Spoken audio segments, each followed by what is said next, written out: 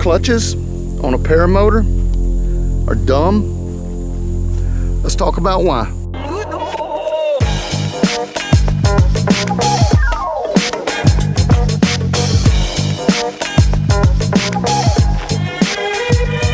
It's so wet. I don't like it when it's this wet. Yeah. Making a video. I got a video myself. It's kind of weird. The audience seems to enjoy it, so it's pretty neat. Pretty neat. Thanks, guys. Video. See you, David. So, where we left off. Hey, everybody. I'm doing a vlog, by the way. So, where we left off, we were talking about clutches on a paramotor. Katrina is reviewing my notes. Who are you telling this to? I made notes. The audience. Oh, you're gonna say that on your video? Well, of course I am. Okay. I say everything on my videos. There's nothing held back here. I did this same video like on the fly. Like literally I was flying and talking about it. I don't know if I left anything out. So we're gonna do a recap here about clutches on a paramotor and why I think they're the stupidest thing that has ever been put on a paramotor. Let's start with the pros because that list is pretty short. It seems that it may be easier to start.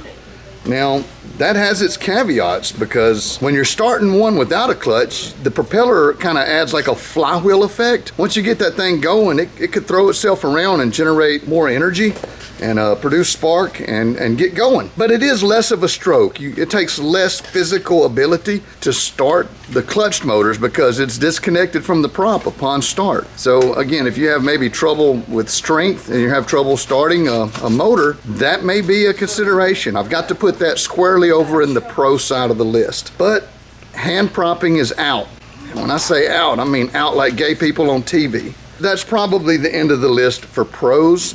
So let's go talk about the cons because there's quite a few cons here. It's gonna break. It's gonna break 100%. Everything I've ever had that had a clutch on it, the clutch wore out. It's a wearable part. It's gonna cut loose.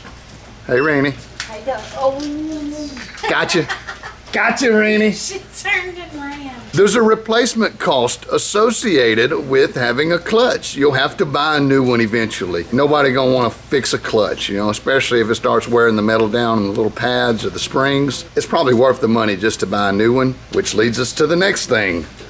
Time suck. You have to replace the thing when it breaks. That's coming up shortly for me, and I'm slap out of time. I'm so busy that it's tough to find time to do something like that, but I've got one that's wearing out on my other engine, my Moster Plus, and I'm gonna have to replace it. And that's gonna take probably a few hours of my time to do that. Had I not had a clutch on it, it would not take that time away from my life. In the meantime, while it's going bad, you're running into this really, really terrible sound that comes out of your paramotor.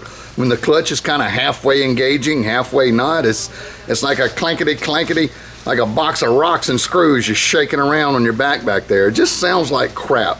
Nothing smooth about it. Maybe it's disguising another sound that's happening that you need to hear.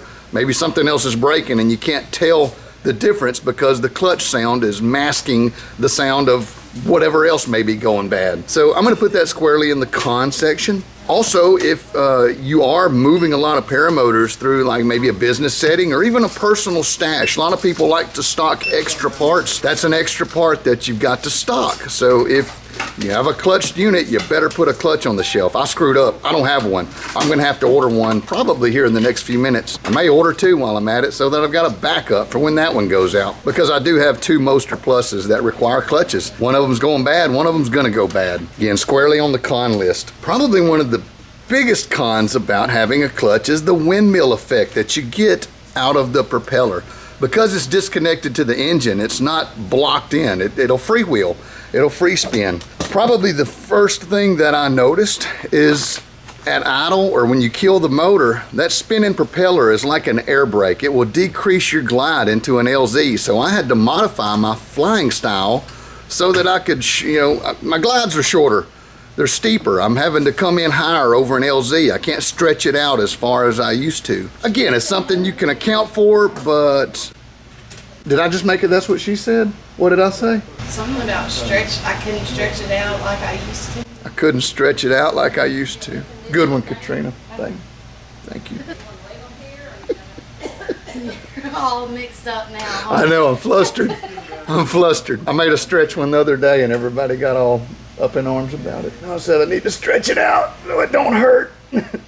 was stretching my legs, but yeah, it garnered a TWSS on the video there. Okay, back to business. Hinders your acro moves. If you're doing like some big wing overs, barrel rolls, something you really need to build some strong energy, when you go through and that thing really winds up, you get an air brake effect again, and it slows down the energy that you need to maybe get over the top of the wing. It may slow you down enough you take a collapse or something. What I ended up doing is having to leave the motor running and adding throttle when I go through the big moves. When I get to the bottom of the swing, I've got to goose the throttle to swing all the way back up through the top of the move. So again, it's something that you can't just kill the, I say you can't.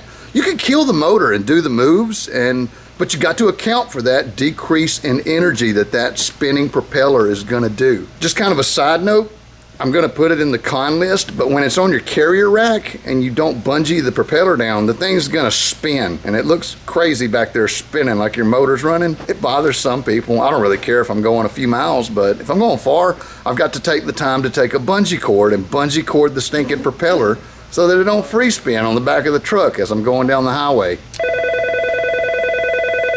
Yeah, it's probably for me. We're gonna find out in just a second. Thermal practice. When you're out there flying around midday, you wanna get in some thermal exercise, you kill your motor, whoop, you got this dang air brake back there slowing you down.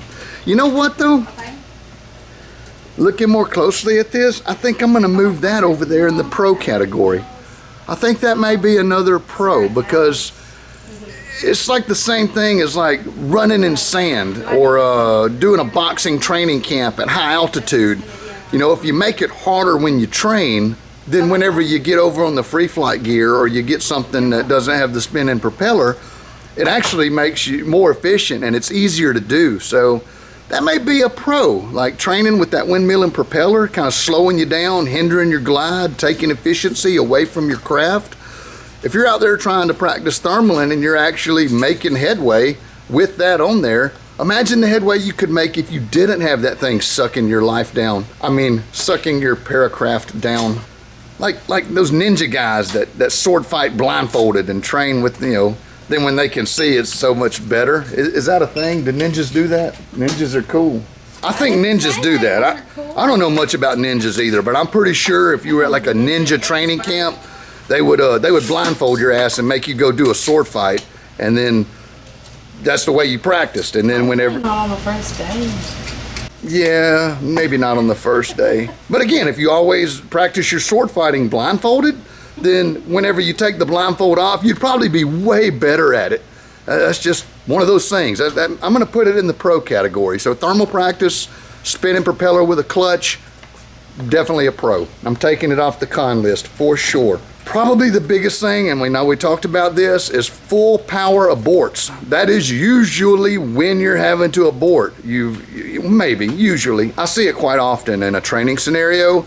You hit full power, maybe you're in oscillation, maybe the wing takes a collapse, you have a frontal. Frontal's probably the biggest thing. When it folds on you, wind gust comes up, you're trying to launch in a rotary area, your wing collapses, you're like, oh no, you gotta kill. You hit the button, you kill the motor, but the propeller's spinning at like, what, thousands of RPMs, like 2,000 RPMs that thing is spinning. As your lines fall into it, it's gonna spin for about 5 seconds, and as your lines make contact with that propeller, it's gonna whack them, it's gonna jerk them out of the wing, it's gonna damage the sheathing. I've seen these things happen, you know, and God forbid you're late on the kill and you actually get your wing in there, you've just entered a parablending incident. That's what that's called. So yeah, easier to parablend your stuff. Why? What are you laughing at? And I'm not laughing at you. We found E.T.'s mom. But there's still the potential to cause damage there, so that's something to consider. Another huge thing. Hey Rachel, you want to be on YouTube? No, I don't. I'm making a video about the pros and cons of having a clutch on your paramotor. You are the person to answer the questions and do that, don't you? That's right. Because I've had both and I know some things. You're gonna edit that out of... No, I'm gonna leave that in there. People love this stuff. You guys love this, right? When I just put random communications into the video like this. The employees are gonna be tuned up on, like, when they buy a paramotor, gonna be like, I don't want a clutch. I done heard Kyle talk about it. The other thing, you can't hand prop it. You cannot hand start your paramotor. Say your battery is dead. or your starter rope broke and you still want to fly, maybe you got friends around, well, you can do a hand prop and then still fly. So, hey, what's going on? Hey, You selling sandwiches again? it's that time. I want one. Friday. This is Friday, right? Yeah. They're usually on Fridays. Yeah. Yeah, one barbecue sandwich for Kylo, please. And just whenever, man, I'll be here the majority of the day. So I've heard some arguments about having a clutch is safer. Is this true? Is it safer? I don't think so. I typically do not change any technique at all, whether my machine has a clutch or no clutch. I don't ground start it to say, oh, you can tie the prop off and ground start it and that's a safer thing. Why are you ground starting your stuff anyway? We know that's how people lose hands and fingers, so we shouldn't be doing that as is. Nothing is done differently. You still follow the same safety techniques and protocols that you do with a clutch or without a clutch. So again, that's not a pro, it's not a con. There's no difference. It's not safer. Whether the prop is spinning or not spinning, you've got to assume that that thing is going to take off at any point. Say your carburetor breaks. Oh my God, then you've got this wreck of a mess going on with the propeller winding up while it's tied off. That would just be a disaster. I just don't see it. Ground start, that's full retard. We don't want that. We want to avoid that altogether. That's basically all I can think of. I think that's a solid recap. Personally, I don't want a clutch on my paramotor.